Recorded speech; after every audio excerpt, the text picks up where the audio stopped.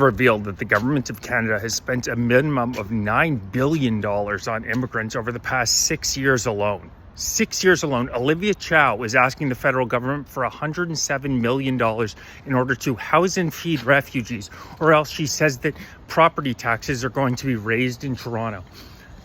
You schmucks, you liberal morons, do not realize that you are elected to represent and to work for the Canadian people. We have a communist government in Canada that literally puts the priorities of refugees and immigrants over Canadian citizens. The standard of living in Canada has now been dropping for a decade. GDP per capita, which is widely considered to be the best measure of how your average citizen is doing, has dropped 6 quarters in a row. GDP dropped 1.6% in Carney's first term.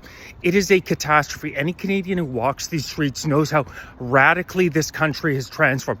Housing prices have exploded since Justin Trudeau was elected in 2015. You look at a chart, both rental and purchase prices have absolutely shot like a rocket since Trudeau was elected. It is estimated that 70,000 Canadians are needlessly dying a year because our healthcare system is absolutely overrun.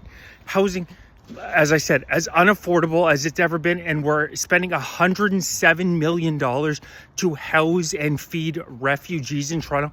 Our free speech is under attack like it's never been before. Bill C-8 has the ability to kick a Canadian citizen off of the internet without any notification. An MP can unilaterally make the decision that they don't want you to have internet access anymore. They can remove your internet access. The Canadian government that a year ago said that internet access was a fundamental human right. Whoopsie, they are now saying if Bill C-8 passes, they'll be able to unilaterally, one MP, the drunk Melanie Joly, will have the ability to remove your internet access. Bill C-9, the most intense attack on free speech in Western history, in my opinion, expands the definition of hate speech to so-called fomentation of detestation, vilification. And if you are convicted of hate speech, this is the same government that lets criminals who essay young children out after 12 months, who lets people who conduct break and enters out of prison in 6 months, has some of the most lax bail policies, not in the Western world, in the entire world, propose life in prison for posts they don't like online. I'll repeat that. They're proposing life in prison if you so-called incite hatred online. So we don't go after the actual criminals, the people who are causing real physical harm. By the way, crime rates in Canada have absolutely skyrocketed since Justin Trudeau was elected. Violent crimes up over 80% in a decade, a shocking number. Crimes against women up 100% in a decade. Petty crimes up over 200%. It is shocking. Bill C-9 also includes the creation of a so-called Digital Safety Commission, which would see 10 unelected bureaucrats and ombudsmen, just what we need. 25% of the workforce is already government in communist Canada. The creation of a Digital Safety Commission, which would have the ability to put you under house arrest and give you an ankle bracelet, not for anything you've said, but if they are fearful you are likely to say something hateful in the future.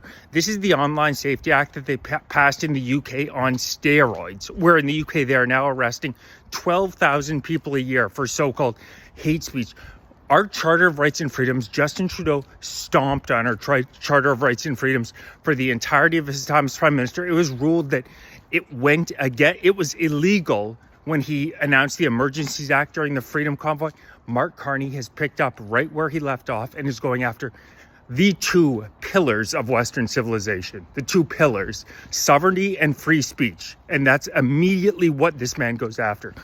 It's not surprising. Him, Starmer, Macron, all cut from the same globalist cloth. We're seeing similar things in the UK and France. Those digital IDs that they announced in the UK are going to be coming to Canada very soon. I can guarantee you that. Flood the zone with immigration, make our country so much more dangerous. The attack on the synagogue, terrorist attack, we're going to see more and more of that. The fake body bags, fake blood on our streets every day. It is an explicit attempt to destabilize countries across the Western world. We're seeing the same woke ideologues in every country. We are seeing an uprising across the globe against these movements, except for in Canada for whatever reason. It seems that Canadians are not awake to what's going on. We've seen massive rallies in the UK and Australia, across the Western world. The ADF is leading. They would win right now if there was an election in Germany.